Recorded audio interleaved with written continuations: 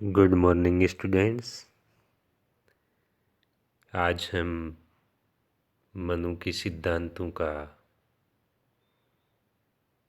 विवेचन करेंगे।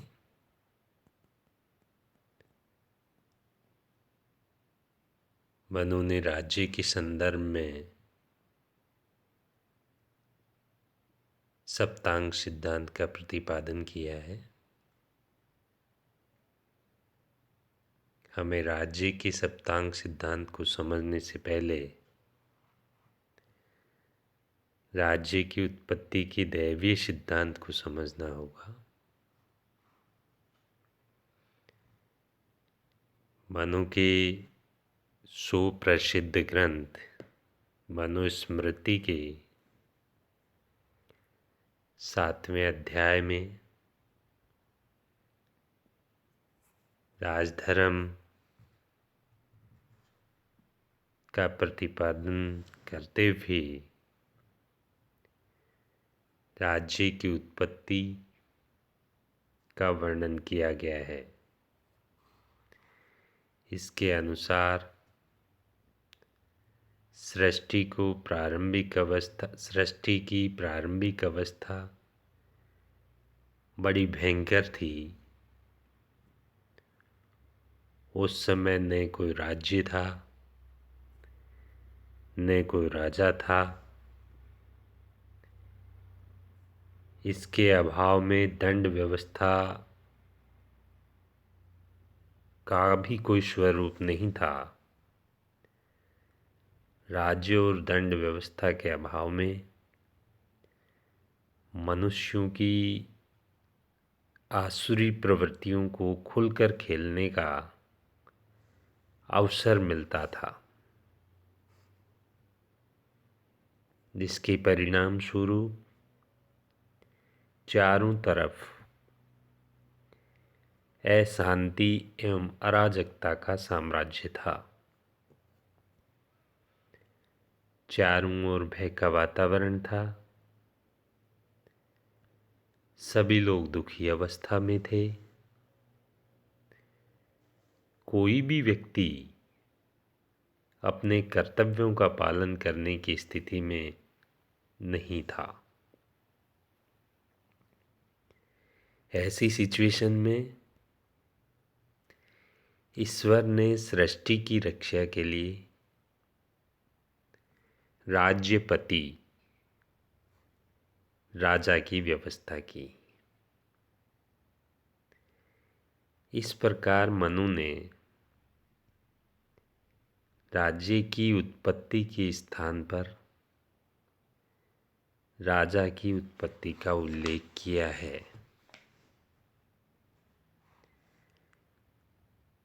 राजा राजकार्यों का संपादन कैसे करेगा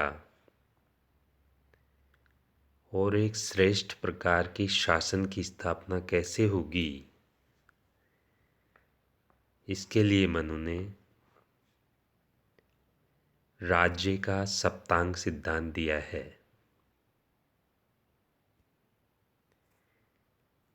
प्राचीन भारत के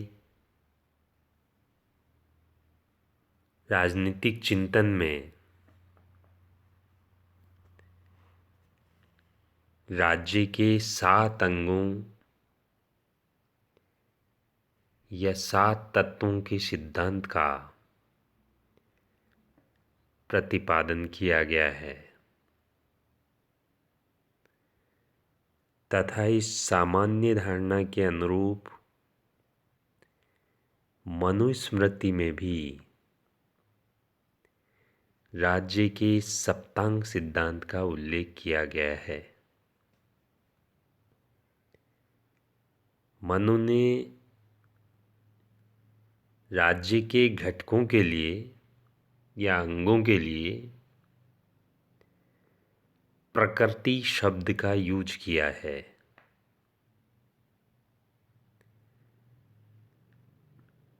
और उनके अनुसार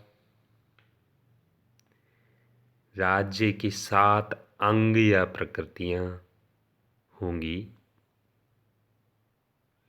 जो निम्न प्रकार से हैं।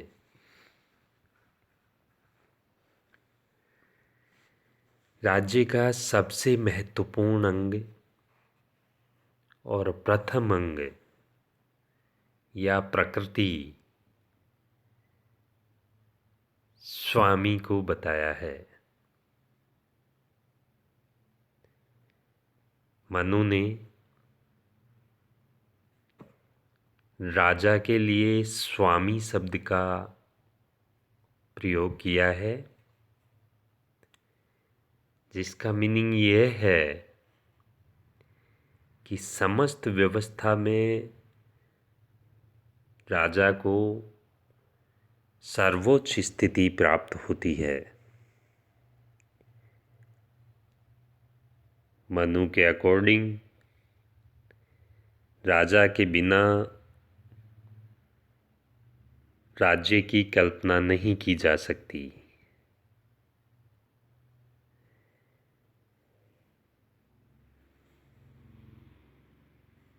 राजा को प्रशासनिक क्षमता, दायित्वों के प्रति अटूट निष्ठा तथा समस्त नैतिक गुणों से युक्त होना चाहिए।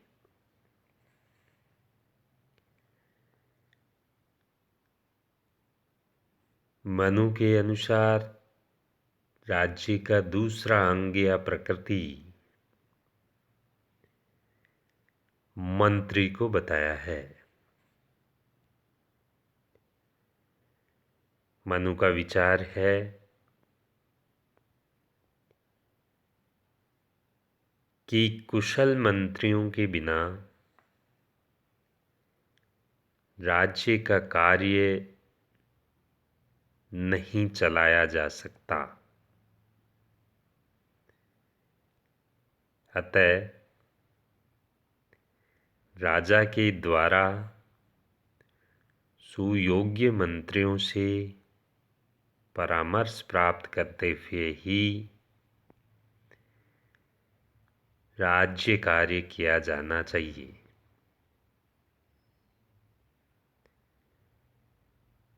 मनु ने मंत्रियों की नियुक्ति के लिए मंत्रियों के आवश्यक गुण और योग्यताओं के बारे में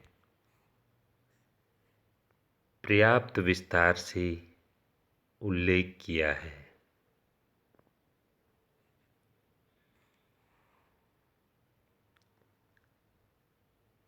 मनु के राज्य का सप्तांग सिद्धांत का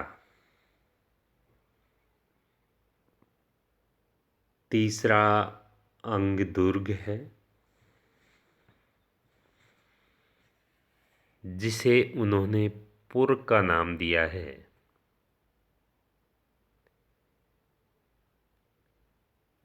पुर से यहाँ अभिप्राय है किला, परकोटा या राजधानी।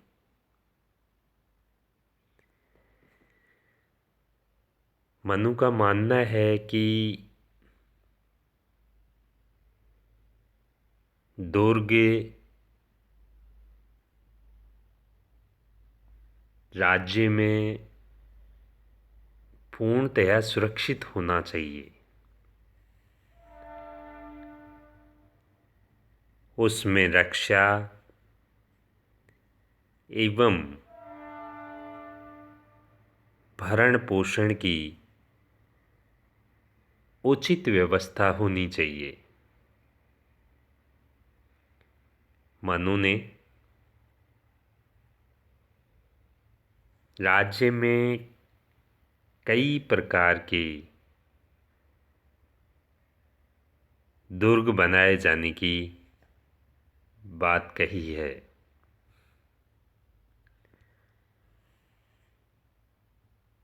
जिनमें से प्रमुख हैं धनवन दुर्ग,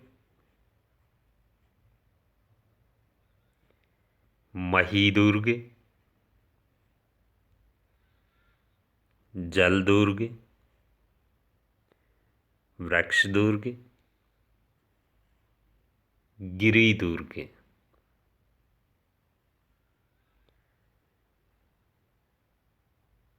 राज्य के चौथे अंग के रूप में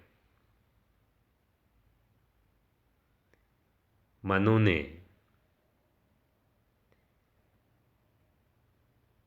राज्य का उल्लेख किया है।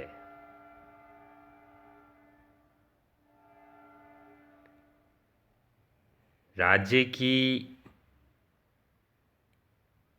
यह प्रकृति भ्रम उत्पन्न करती है, लेकिन मनु ने यहाँ पर राज्य शब्द का प्रयोग उस अर्थ में किया है जिस अर्थ में कौटिल्य ने जनपद शब्द का प्रयोग किया था।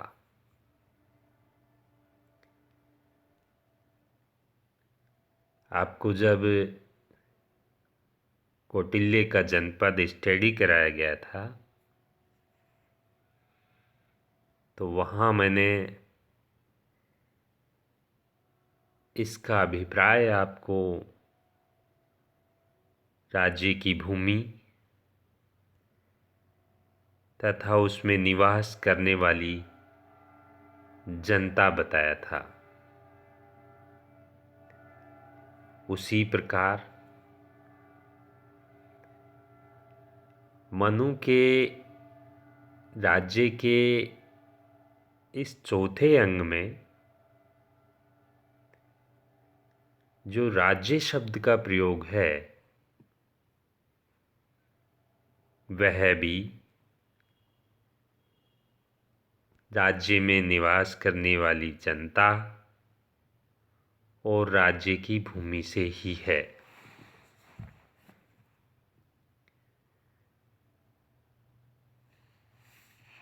मनु के राज्य के सप्तांग सिद्धांत का अगला अंग कोश है। मनु के अकॉर्डिंग कोश राज्य का न केवल अनिवार्य अपितु अति महत्वपूर्ण अंग है। मनु की मान्यता है कि राजा के पास समुचित मात्रा में कोश होने पर ही वह प्रजा की सुरक्षा तथा उसके कल्याण के लिए विभिन्न प्रकार के कार्य करने के दायित्वों की पूर्ति कर सकता है।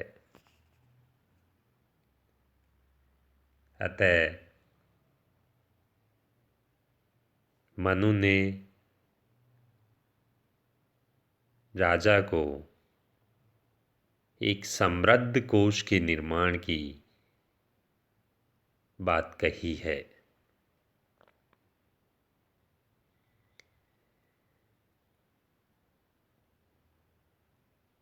राज्य का अगला अंग या प्रकृति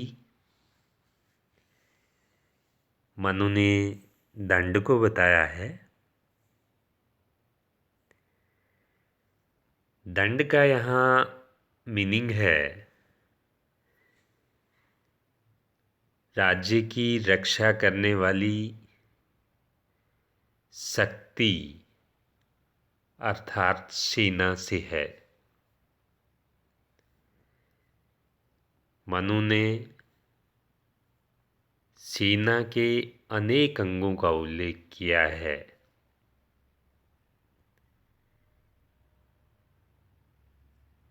ये सेना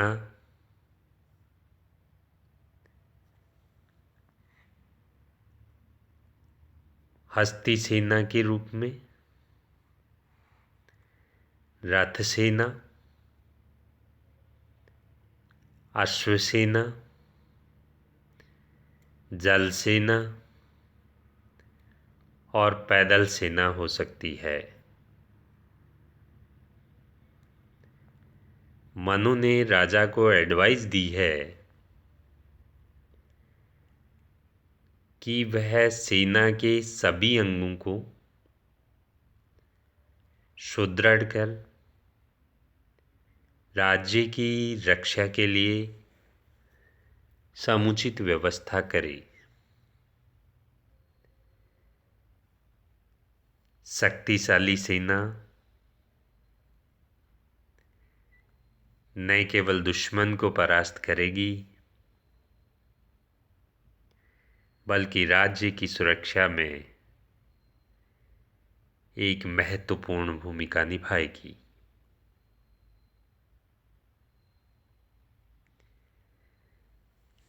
राज्य का अंतिम अंग मनु ने मित्र को कहा है।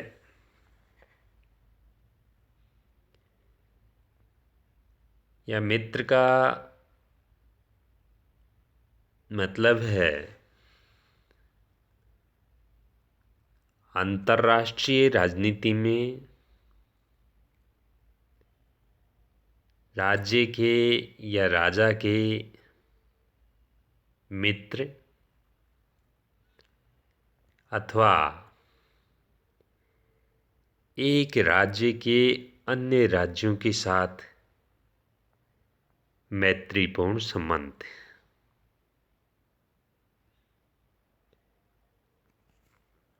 मनु सहित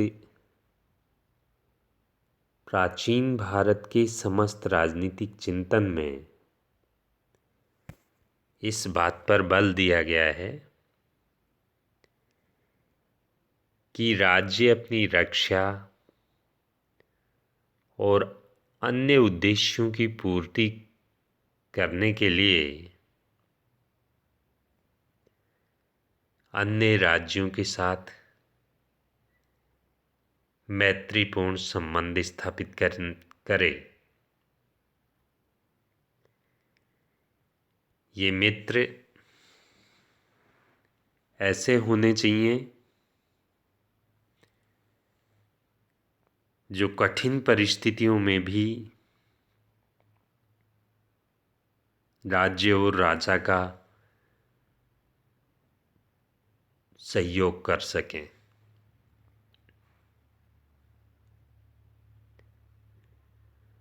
राज्य के उपयुक्त अंगों के तुलनात्मक महत्व के संबंध में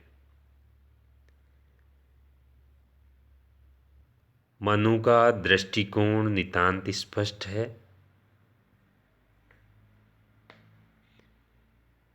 मनुस्मृति में कहा गया है कि प्रत्येक प्रकृति को उसके पश्चात दी गई प्रकृति की तुलना में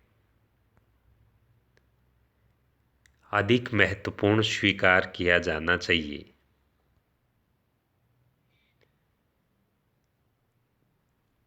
इसका मतलब ये है कि राज्य का सबसे अधिक महत्वपूर्ण अंग स्वामी या राजा है और महत्व के क्रम में दूसरा स्थान मंत्री को प्राप्त है।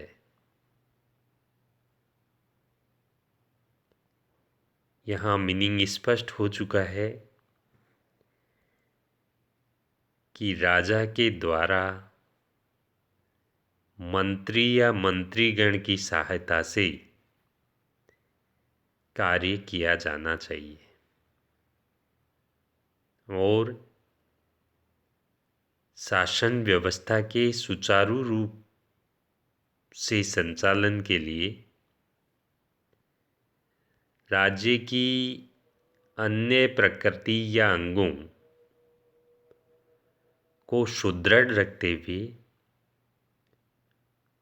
उनका समुचित उपयोग किया जाना चाहिए।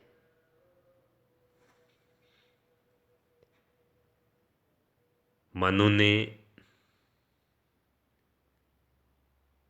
अपने सुप्रसिद्ध ग्रंथ मनुस्मृति में राज्य की प्रकृतियों की तुलनात्मक वरीयता का निर्धारण किया है, लेकिन ऐसा करते हुए इस बात पर बल दिया है कि ये समस्त प्रकृतियाँ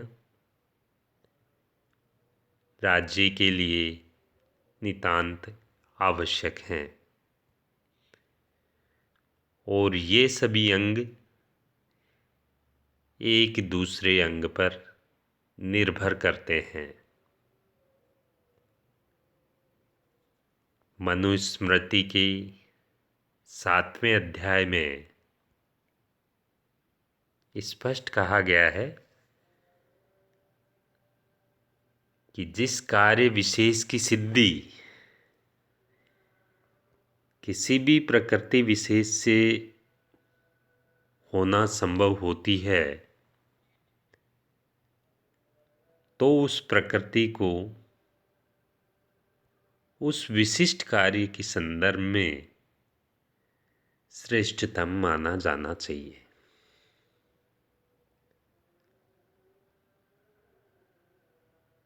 ये था मनु के राज्य का सप्तांग सिद्धांत। Thank you students.